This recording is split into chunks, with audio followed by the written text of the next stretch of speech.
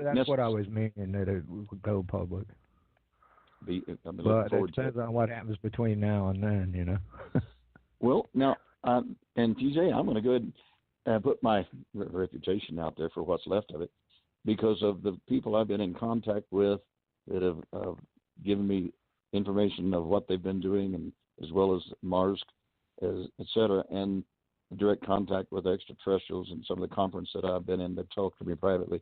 And they're all saying September the 22nd. Now, that's pinning it down to a date, and something is going to happen that's going to make everyone stand up and say, oh, my God, we are not alone in the universe. There are extraterrestrials, and we are making it. I really feel like that.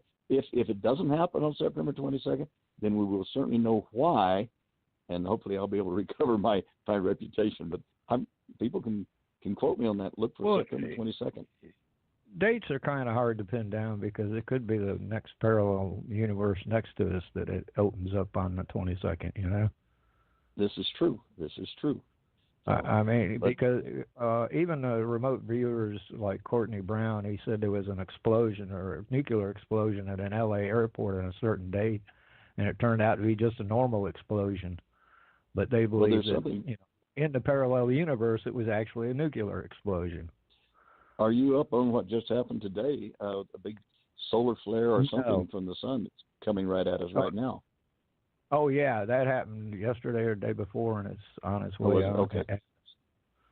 I didn't really read anything about it. I just seen the headlines and kept going. I didn't read it either. My wife's a speed reader, and she keeps me informed. I'm dyslexic and slow. So, well, I know the dyslexic part, believe me. Oh, you do? You've been probably with dyslexic. There you go. It means we have to try harder to accomplish what other people get easy done and don't appreciate their speed reading abilities.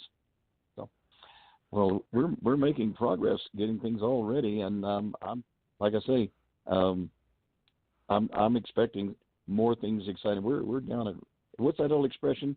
I think that was a Harry Potter thing, that we live in interesting times, or maybe not. But well, what's funny? That's a Chinese proverb. You live in interesting times. Amen. Andrew was involved with the jump room in the early 80s. I think he's 10 years younger than me. He may be 57. I'm 67. Janet's 64. And I can't find, I'm not really looking very hard. I'm looking on the website called Project Pegasus, and I found Andrew when I was researching. I had some missing time in the 80s, in 1980 to 84. And oddly enough, that was the Project Pegasus timeline. But I was trying to, in my brain, thinking he was a little boy, because I was going back to the 60s when I went to Montauk Point in Long Island. And this is why you're important to me as well, Ken, because having worked on Project Pegasus, it was about ESP and time travel and plasma and what is that guy's name? We were trying to prove, I've got all this education in my head, Ahmad, and I want to get it out, and I'm hoping you and Ken can help me, because Ken was working at NASA when I was at NASA. It's too coincidental. So I was going in and out of meetings and I went into I was allowed everywhere. So I must have had a really high clearance, because I don't even know why they gave me carte blanche, other than I was tall. They called me an Amazon or Nordic, but I was very 5'11", and I knew a lot because I had ESP and what they call it, alien, extraterrestrial, and white sands. My uncles, I had various uncles that worked in the Air Force and NASA, Ahmad, and one worked at Los Alamos, at least one, and one worked at NASA. He was married to Catherine Smith, but I don't know what his last name was, because he came and he slept in our house when we lived in Houston.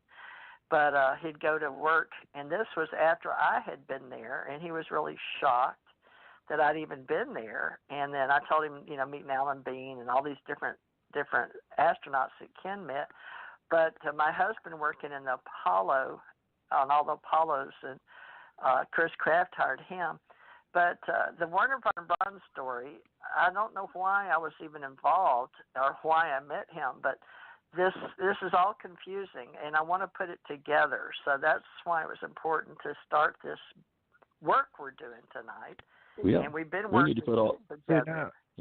we need to put all those pieces together in your book. And TJ, you putting out a new book with put all of our pieces together in it. Were you at Cape Canaveral when the moon missions went up? I was at Johnson Spacecraft when they took over. My husband was running the typing pool, Stephen Lee Parrish. I was in Houston, and von Braun would come and visit there, but he was mostly at Huntsville and Marshall. Now, where was the Marshall? Right. Where was Marshall? That's what, north of New Orleans? Up past that big lake. I was living in Titusville during all the moon missions, which is right there.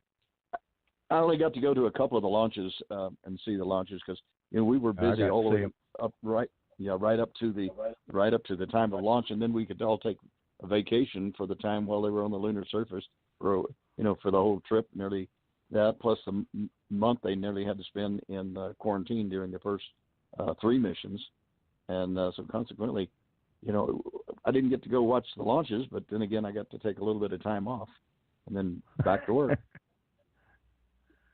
I'll tell you I was going to say something about time travel. And now Andy, he talks about the fact that his experience in going to Mars on the jump room is all in short time. I mean, like a few hours or a day, but not long periods of time, like the stuff that's coming out in my memory regression is that I was stationed there at this, and then so when you come back, you get to get replanted, what do you call it, back into your timeline, and sometimes there's little missing gaps in your memory of what happened, and you're trying to figure out, okay, well, what happened during that period of time, and this is where the specialists like Dr. Sasha and them come in handy because they can help us fill in the gaps there, and that's pretty big, I think, and that's kind of hard for me to grasp some of the things I was involved with, but certainly like saving William Whitecrow, and oh,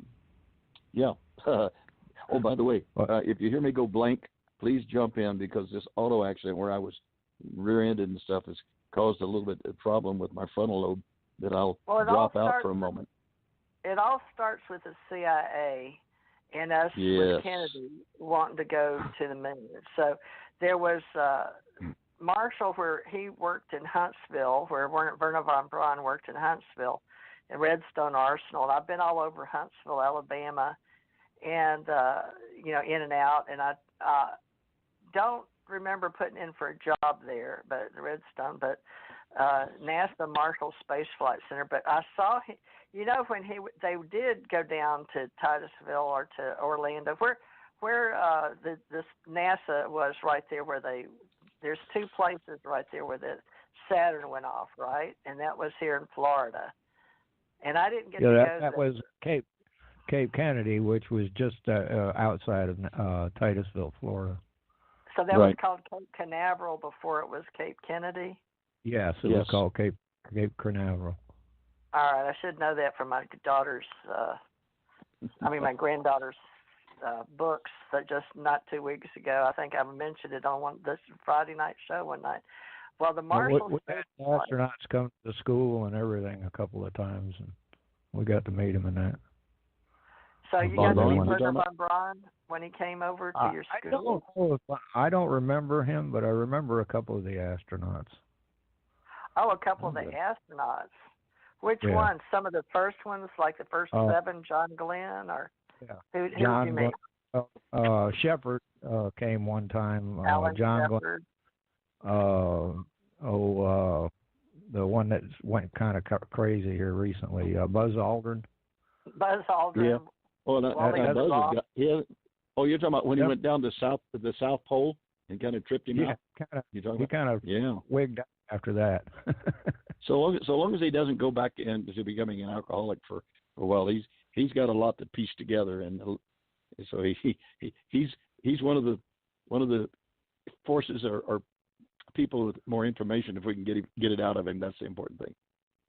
Well, he landed on the moon with Neil Armstrong on Apollo 11. Yeah, his family's trying to get separated from everybody. What? You know. Why? Who's trying to? His family. They tried to make it so he was declared incompetent and take over everything. Oh, really? I believe. Oh, in court that's now. Really, I haven't heard about that. That's criminal. That's criminal. Yeah, I thought so too. Why? Because did he really? Because he's done. I mean, you know, and he's sick. Alzheimer's? Well, that's kind of what they're saying. Wow! After him going to the moon with Neil Armstrong, well, he's worth over $12 million. So, you know, he earned a fortune. You know. You know how relatives can. Yeah. Gosh. Well, how would we find out? At least he's still alive. Neil Armstrong's dead.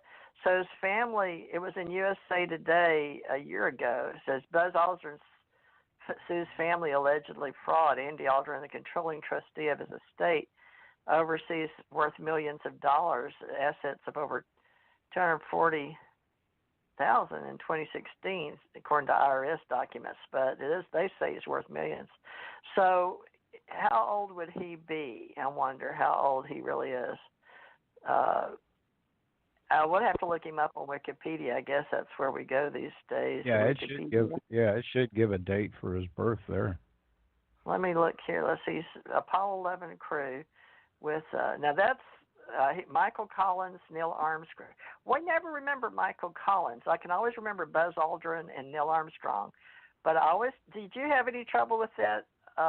Remembering the other guy, Michael Collins, and why He's the one that stayed in the module.